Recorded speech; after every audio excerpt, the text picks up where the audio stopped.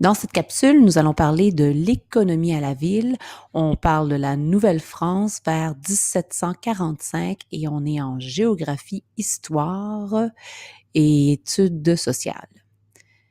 Donc, les villes en Nouvelle-France, ils n'ont pas d'industrie, sauf la construction navale et les forges, mais ça, on va en parler plus tard.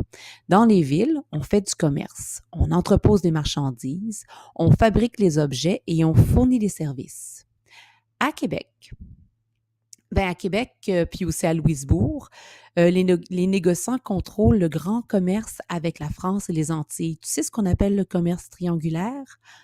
Donc, pour ça, ils possèdent de grands navires qui sont dans le port de Québec, ils possèdent des entrepôts et ils ont des contacts avec les grands ports de France. À Montréal, qui est plus petit dans ce temps-là que Québec, ce sont surtout les marchands de fourrure qui dominent l'économie de la ville. Ils possèdent de grandes maisons à 2 étages avec une grande cave de pierre pour entreposer les marchandises de traite et les fourrures.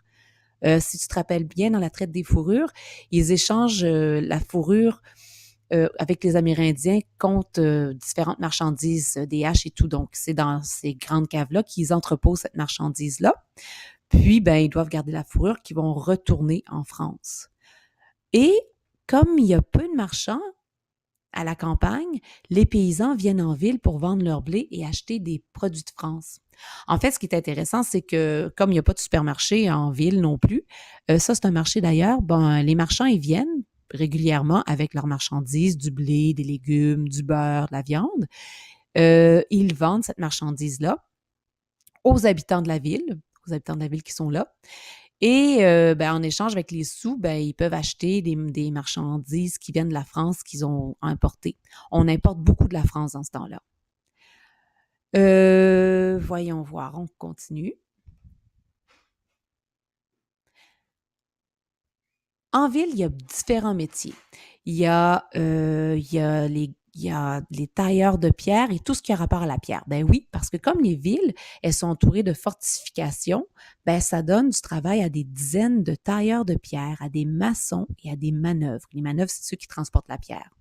À Montréal, le travail de la pierre s'est beaucoup amélioré depuis que les maçons de Québec sont arrivés pour prendre en main la construction des murailles. Ça, l'image ici, ce sont la construction, je pense, des murailles de Montréal.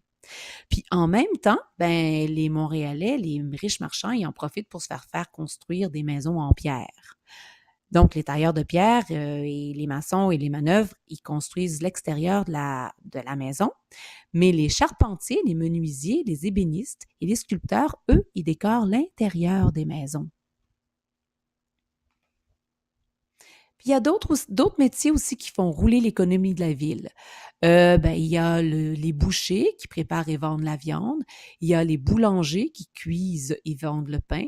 Il y a les cabaretiers, eux, ils s'occupent de vendre du vin dans des établissements qu'on appelle des cabarets. Ça vend, ils vendent du vin et ils donnent un petit peu de nourriture dans les cabarets. Puis finalement, il y a les aubergistes qui vendent des repas et offrent aussi un endroit à coucher aux voyageurs. Les aubergistes, c'est comme un peu les hôtels.